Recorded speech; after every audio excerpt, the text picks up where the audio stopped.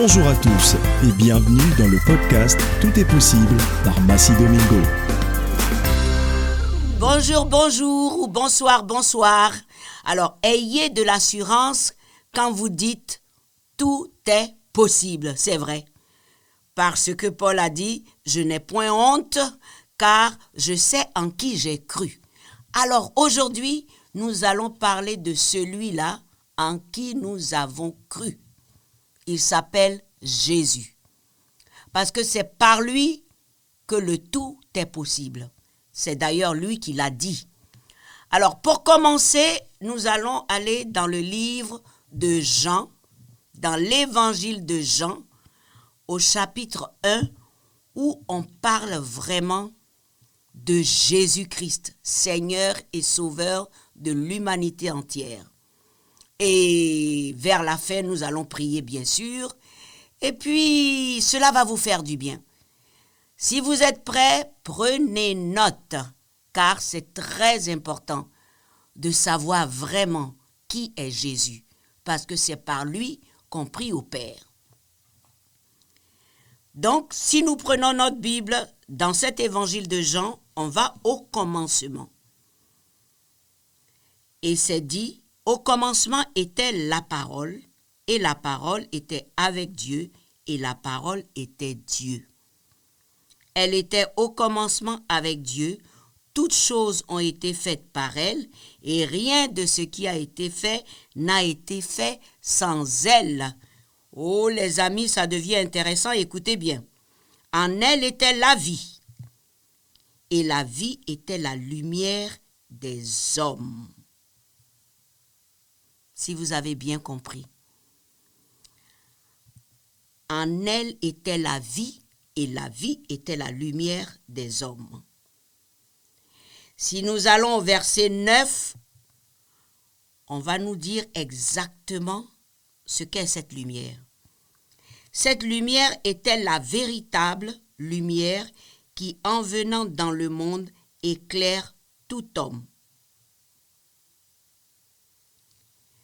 Et nous allons aller au verset 12 qui dit pourquoi il est important de reconnaître que Jésus-Christ, depuis le commencement, c'est-à-dire dans Genèse 1, était la parole, et que cette parole était avec Dieu, et que cette parole était Dieu. Et c'est Jésus-Christ, parole qui a été faite chair. Donc, au verset 12, il est très important de savoir que tous ceux qui l'ont reçu, à tous ceux qui ont cru en son nom, elle a donné le pouvoir de devenir enfants de Dieu. C'est très important de noter ça. Elle a donné le pouvoir de devenir enfants de Dieu. Lesquels sont nés. C'est là où il y a la grande révélation qui va vous délivrer de toutes ces prières, de combats, de délivrance, des malédictions familiales ou ancestrales. Voici la clé que vous devez noter aujourd'hui. Lesquels sont nés non du sang, ni de la volonté de la chair, ni de la volonté de l'homme, mais de Dieu. Et la parole a été faite chair et elle a habité parmi nous, pleine de grâce et de vérité. Je vais m'arrêter là pour revenir à ce fameux verset 13. Il est dit, et il est même dit dans la Bible, que la vie est dans le sang. Alors, quand vous avez accepté Jésus-Christ comme Seigneur et Sauveur, la Bible dit, vous êtes nés de nouveau, et Jean dit, à ce moment-là, vous êtes devenus enfants de Dieu, vous avez eu le pouvoir de devenir enfants de Dieu, donc vous n'êtes plus un être ordinaire, vous êtes devenu une nouvelle créature, une nouvelle espèce, et là, pourquoi? Parce que ce n'est plus du sang, ni de la volonté de la chair, ni de l'homme, mais de Dieu. Donc vous êtes nés de Dieu. Votre sang n'a plus rien à voir avec le sang de papa et maman qui vous a donné la vie. Ce sang-là a été changé parce que la Bible dit vous êtes nés du sang de Jésus-Christ. Si vous voulez bien comprendre cela, vous n'êtes plus dans cette sphère de sang-là, humain. Vous êtes nés de Dieu. Donc, tout s'arrête à partir du moment où vous acceptez Jésus.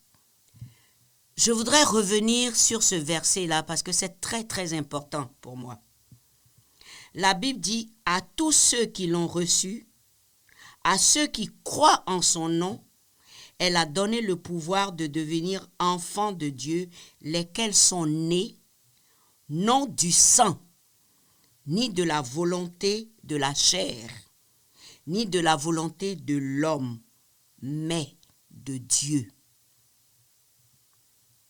Je crois que c'est clair. Ni de la volonté de l'homme, ni du sang, ni de la volonté de la chair, mais de Dieu.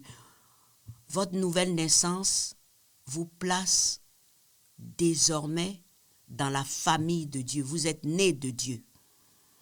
Donc, ne perdez plus votre temps dans les délivrances inutiles sur briser les malédictions de ceci, La vie est dans le sang et nous avons la vie de Jésus en nous, puisque c'est par son sang que nous sommes nés de nouveau.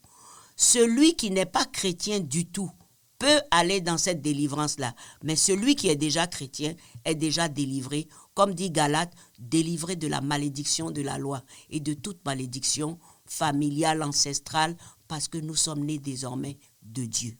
Donc, je pense que là, c'est clair, on ne revient pas là-dessus. Donc, ce Jésus-là,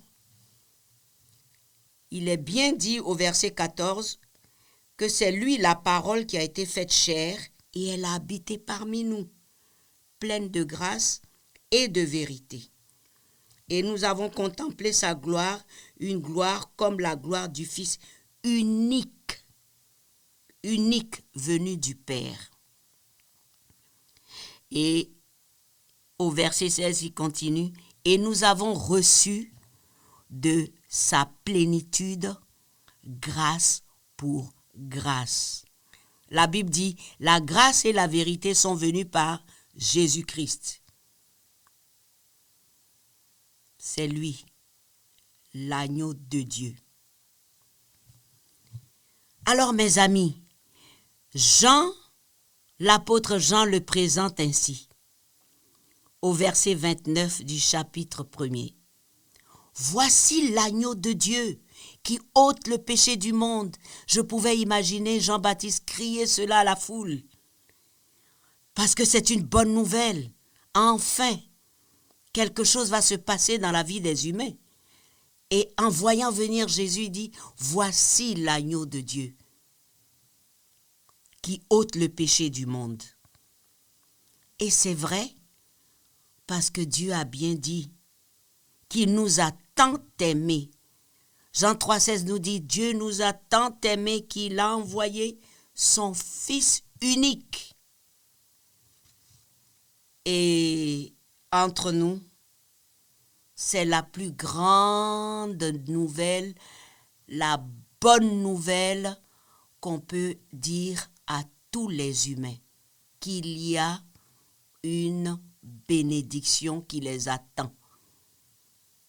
Il y a une bénédiction pour les délivrer complètement de la servitude de Satan et de tous ses démons. Il y a une bonne nouvelle et tout ce qu'ils ont à faire, c'est de prendre cette bonne nouvelle. Car Dieu a tant aimé le monde qu'il a donné son Fils unique afin que quiconque croit en lui ne périsse point, mais ait la vie éternelle. Mon ami, si tu n'as pas encore accepté Jésus, tu vis, mais en fait, ton être intérieur ne vit pas. Tu es mort vivant, si je peux m'exprimer ainsi. Tu vis, tu marches, mais tu n'as pas la vie, parce que la vraie vie ne vient que par lui. Au verset 18, il est dit, « Celui qui croit en lui n'est point jugé.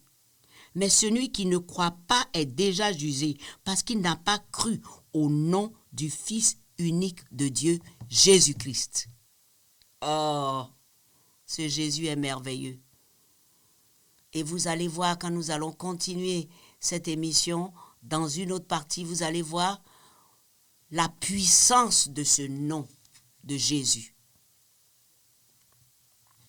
Oh les amis, je suis très excitée quand je vous parle de ce Jésus-là, parce que je sais que rien qu'à parler de lui, je suis remplie de joie et je vais vous dire pourquoi il est si important de se donner à Jésus.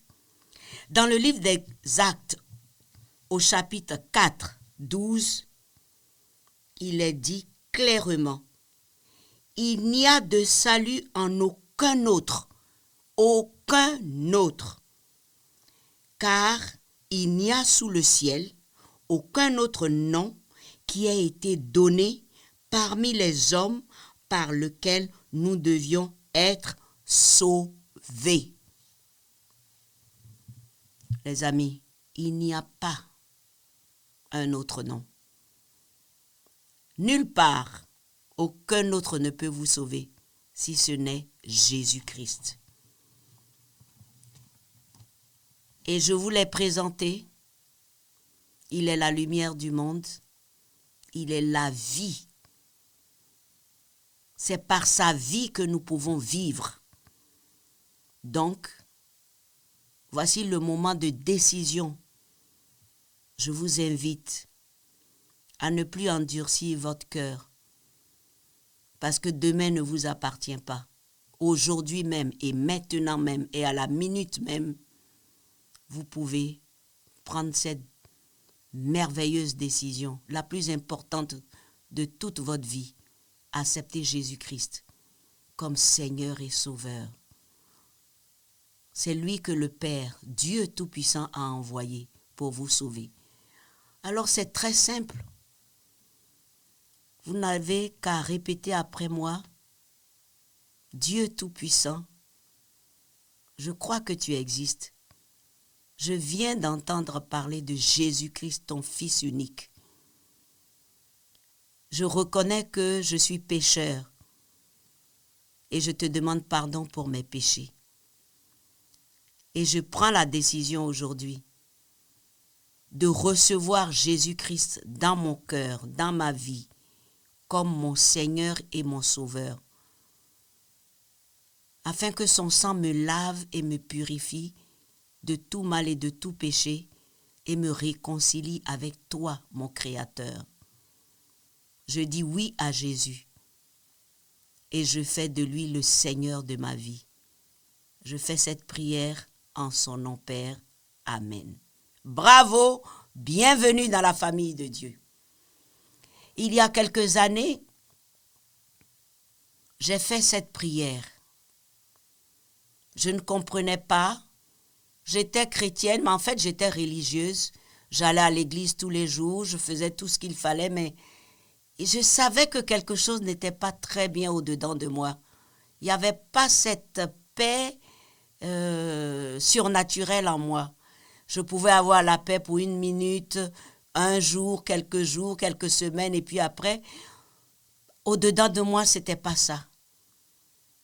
Mais je ne savais pas ce que ça voulait dire être né de nouveau. Jusqu'à ce jour où j'ai fait cette prière que je viens de faire avec vous. Et là, c'est comme un poids lourd a été ôté de mes épaules. Une paix indescriptible a rempli mon cœur. Je n'avais rien vu de spécial autour de moi, pas d'étincelles, pas de quoi que ce soit. Mais, ouf, je me sens vivre. La vraie vie venait d'entrer en moi et ma vie n'a plus jamais été la même. Et je peux vous assurer, avec Jésus, la vie est différente. C'est la vie en abondance. Et je vous promets, il ne vous abandonnera jamais, celui que vous venez d'accepter, et il ne vous délaissera jamais. Et avec lui, tout est possible. Soyez bénis. Et je voudrais vous conseiller, vous recommander d'aller sur notre site pour regarder les émissions Club 700 et regarder aussi sur notre chaîne YouTube. Là, vous verrez encore beaucoup de témoignages qui vont vous faire du bien, qui vont fortifier votre foi. Et je vais vous recommander de lire la Bible en commençant par l'évangile de Jean. Et allez aussi sur notre page Facebook. Donnez-moi vos impressions, donnez-moi votre avis et puis envoyez des questions, pas de problème. Toujours ravi de vous avoir en ligne et de répondre à vos questions et préoccupations. Demeurez bénis, à bientôt. Chers amis, ne manquez pas le prochain podcast Tout est possible par Massi Domingo.